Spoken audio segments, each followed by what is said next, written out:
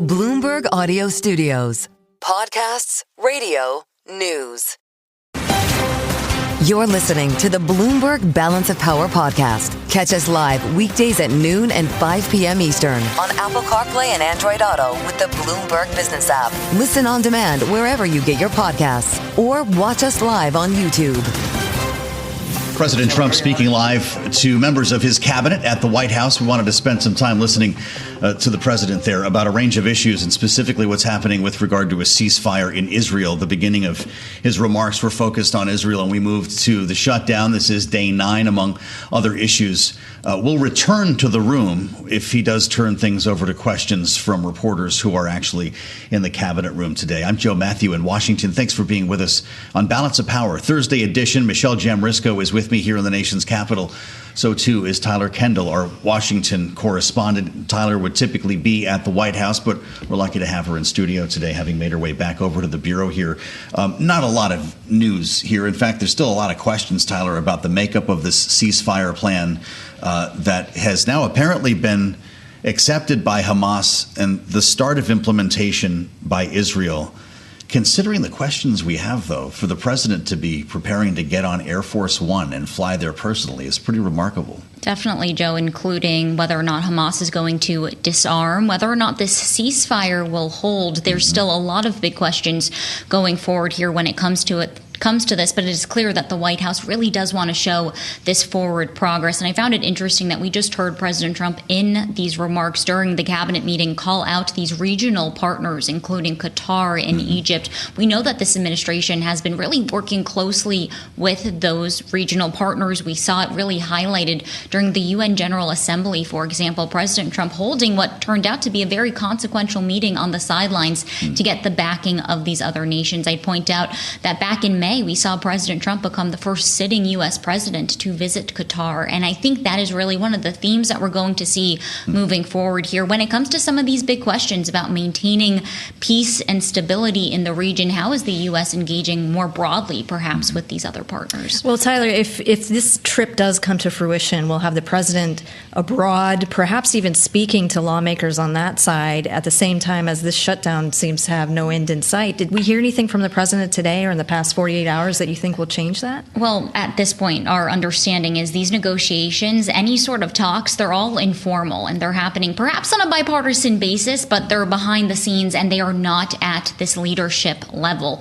We know that the pressure is mounting here. Perhaps interesting to hear President Trump there say, we will be making permanent cuts due to the shutdown. That's one of the headlines that's crossing the Bloomberg terminal. We know that's part of this pressure campaign that's going to perhaps add fuel to the fire. The other is whether or not federal workers are going to get their back pay. I had the chance to ask President Trump directly yesterday whether or not members of the military are going to get paid, because Joe and Michelle, we are now less than 1 week away from that potential missed paycheck. That's October 15th. The president said he thinks military pay in particular will be resolved by then. But at this point, with no indication from leadership, it's unclear what that path forward is going to look like. Well, as you were asking questions of the president yesterday at the Antifa roundtable, I was speaking with the Speaker of the House and brought up these very same issues, including back pay for federal workers who have been furloughed. This is suddenly up for debate, apparently, in Washington. The president and his OMB director, Russ Vought, began questioning the law on the books as to whether that guarantees back pay for furloughed workers.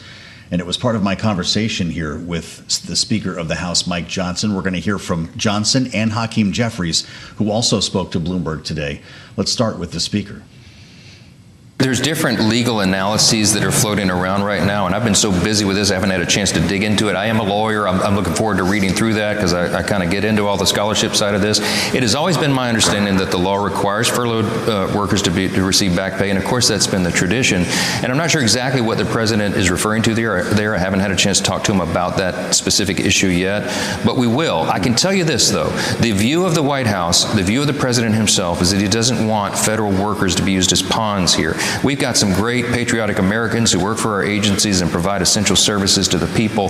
They should not suffer the harms of people who want to play political games. And I think that's a really important principle for us to advance.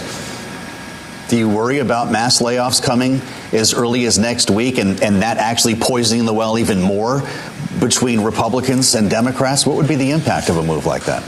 Well, look, I'm worried about all sorts of adverse effects because of how it affects the American people. We had some analysis today that every week that the Democrat shutdown continues, we could lose $15 billion in gross domestic product. I mean, it's a real hit for real people, and it has a reverberating effect. And if you keep it closed for a month, then one of the estimates I saw today is you lose 43,000 civilian employees, because it has a ripple effect throughout the economy.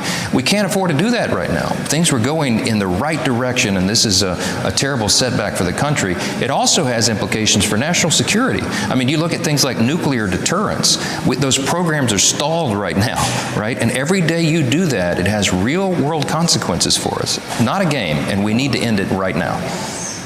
I know that you've said to House Republicans, at least reportedly, that you would give them 48 hours notice if they had to come back into town when folks left following the vote on the CR in the House. If they're talking next door in the Senate, if some sort of deal is brokered that might alter the CR as it stands now, do you plan to call your members back?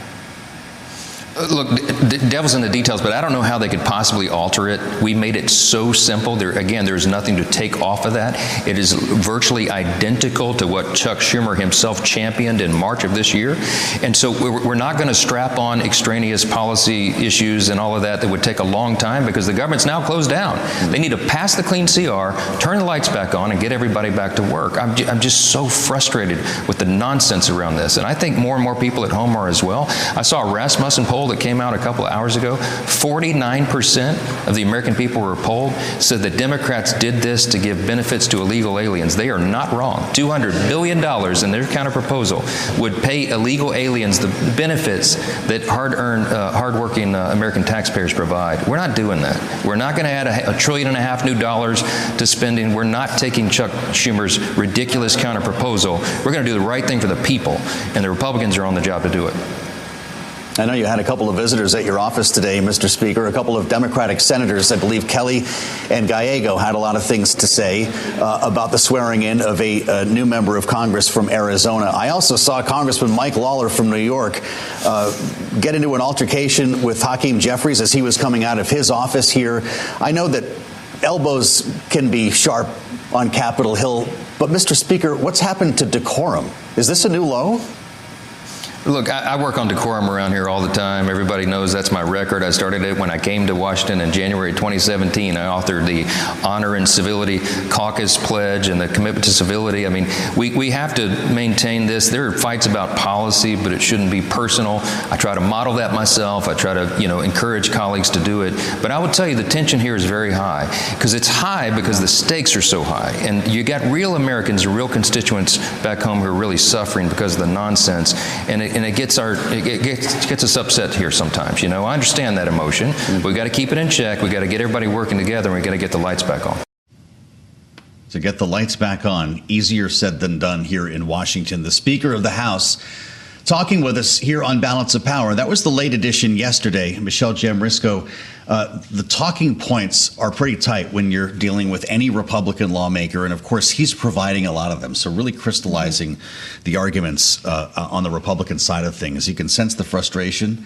I spoke with Senator Mike Rounds last evening. You could sense disappointment. Everyone feels kind of deflated right now with no clear off-ramp. Well, and you asked them about decorum, and you also asked them about a few, perhaps, windows of opening, room for negotiation on confirmation of lawmakers and on health care. And I think there, as a lawyer, Mike Johnson had a ready argument, as you say. He had all the talking points set up.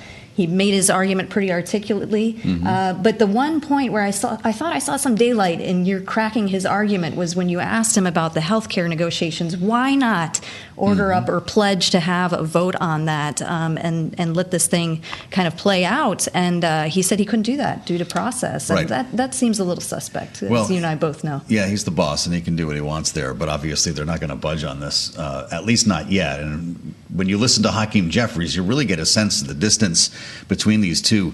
When Mike Lawler showed up at Hakeem Jeffries' office yesterday, waving bills at him, and it turned into a screaming match. I mean, Fireworks. to hear the minority leader tell him to shut your mouth was a pretty stark moment. And it was happening again while two Democratic senators were standing in front of the Speaker's office trying to do the same thing about the swearing in of Congresswoman-elect Grijalva over the Epstein files.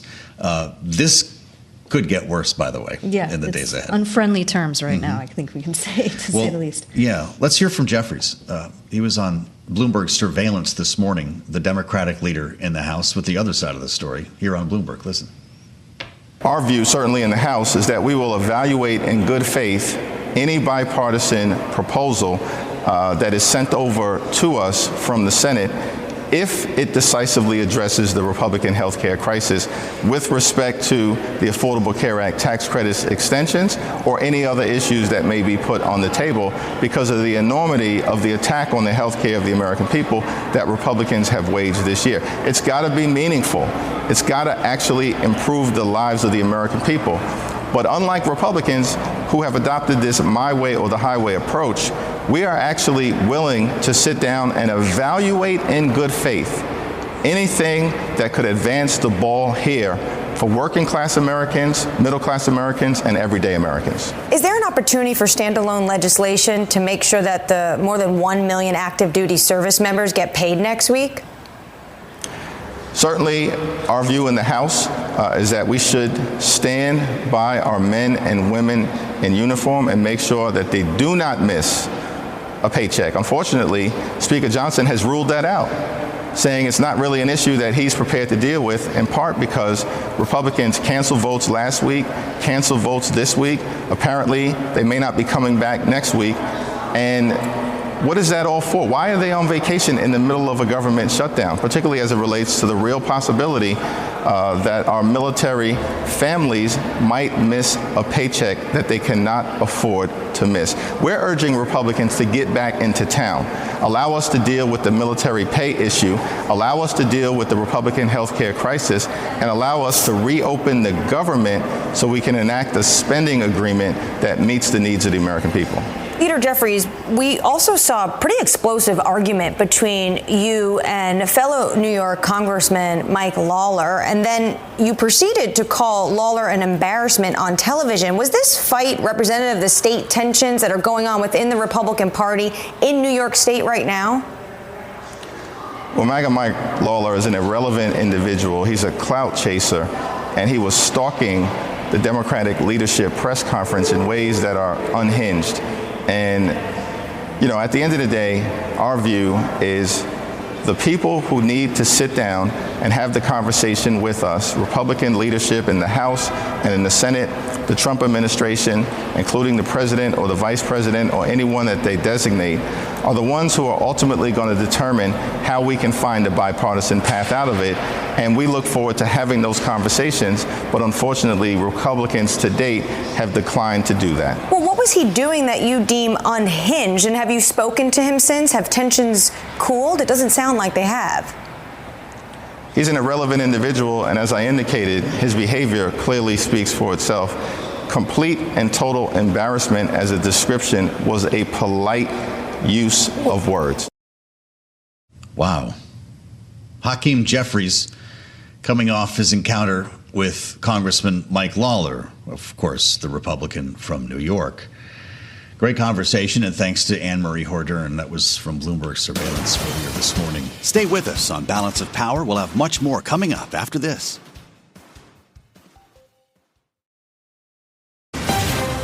You're listening to the Bloomberg Balance of Power podcast. Catch us live weekdays at noon and 5 p.m. Eastern on Apple CarPlay and Android Auto with the Bloomberg Business app. Listen on demand wherever you get your podcasts or watch us live on YouTube. We're joined in the meantime by Laura Davison, our deputy bureau chief here in Washington.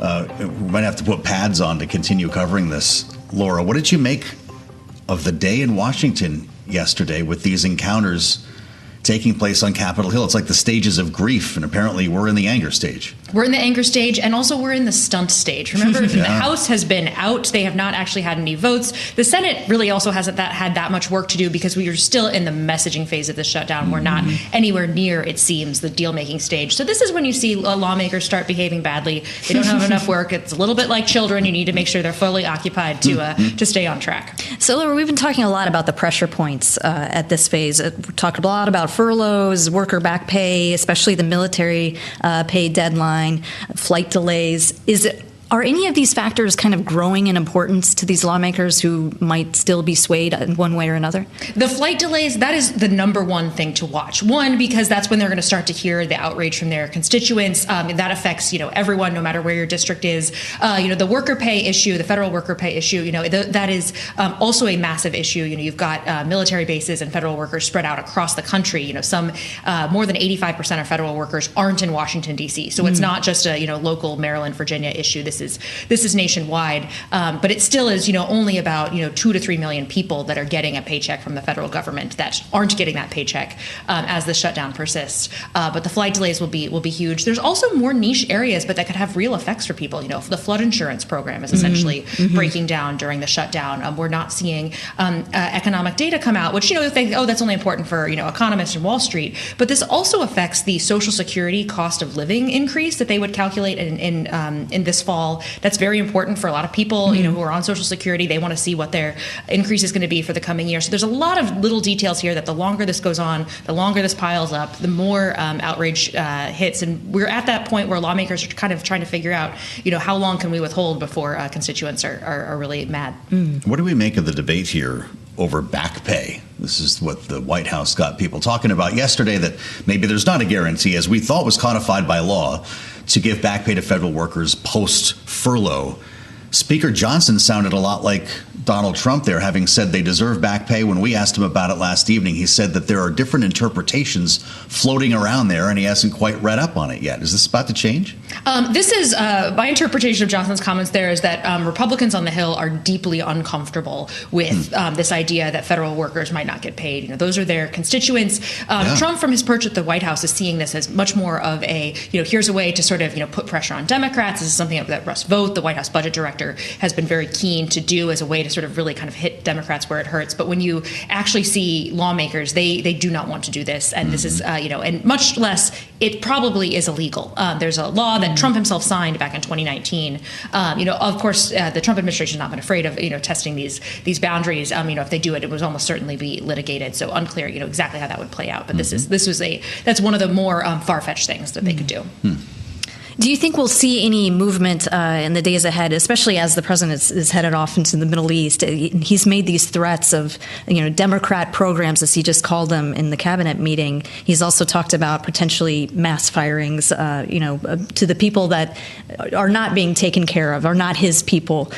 Will we see any movement on that while he's out, trying to achieve Middle East peace, or do you think that's something that would be left for him when he returns? This is a big question because the president has been quite distracted with with the Gaza deal, with a bunch of other issues that he hasn't really been fully plugged into all of the shutdown talks. What we've seen so far right now have been a bunch of threats. We've seen the president say multiple times he's going to fire mass workers. Earlier this week he said in 4 or 5 days he'll make a decision. That deadline may end up falling when he's in the Middle East. We heard that a couple times, right? Yeah. And what we have started to see is Russ Vought calling to cancel certain funding for projects, transit projects in New York and Chicago, clean energy funding. So we could see more of that while the president is away. But some of these bigger, very politically explosive announcements, it would be surprising, to say the least, to see that happen while the president is really rejoicing, in cutting this Middle East peace deal. What will be the conversation around the commander-in-chief leaving the nation to potentially speak before another country's legislative body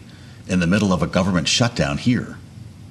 This is certainly something that Democrats are going to use to really, beat down on Trump. Yeah. The Senate just made a decision, a couple hours ago that they were going to stay in next week. Is they that have a for scheduled sure? recess. Yes, okay. That is for sure confirmed. But I think that part of their calculus here is looking at what's going on with the Trump schedule. And if you have the House out, the Senate out, and the president out of the country, again, all levers of government that Republicans control. Yeah. That's a really bad look when you have people, especially on October 15th, when all the military pay, all those military members are supposed to go without pay, in addition to about 2 million other federal workers. But going back to the messaging war, both sides still seem to be thinking that they're winning it. Is that true?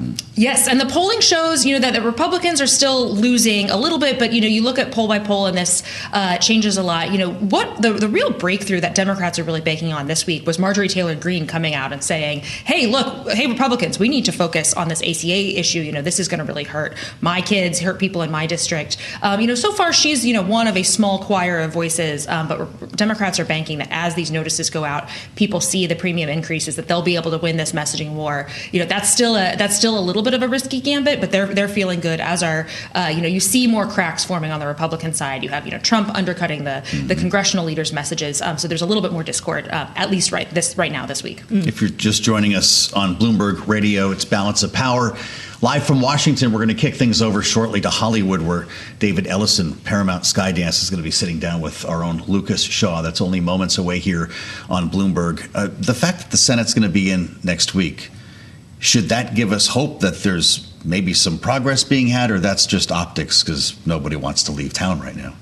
Right now, it's just optics. They don't want to leave. They will go home for the weekend. There's no scheduled talks. There's no scheduled plans. But if the mood does shift, if we see flight delays get really bad over the weekend, if we see other adverse effects start piling up, at least everyone's in the same room versus having to have another 2 days, to get all the lawmakers back and in town. So that is a one hopeful sign that this could potentially wrap up next week. But I'm not placing any bets on that. Well, as you look at ways, Laura, that maybe each side could maybe give just a little bit in this negotiation, where do you think the Republicans first would maybe give up something? Is it the pledge to hold a vote on the healthcare subsidies and the premiums, or is it something else that they might be willing to kind of throw the Democrats a bone to kind of end this thing?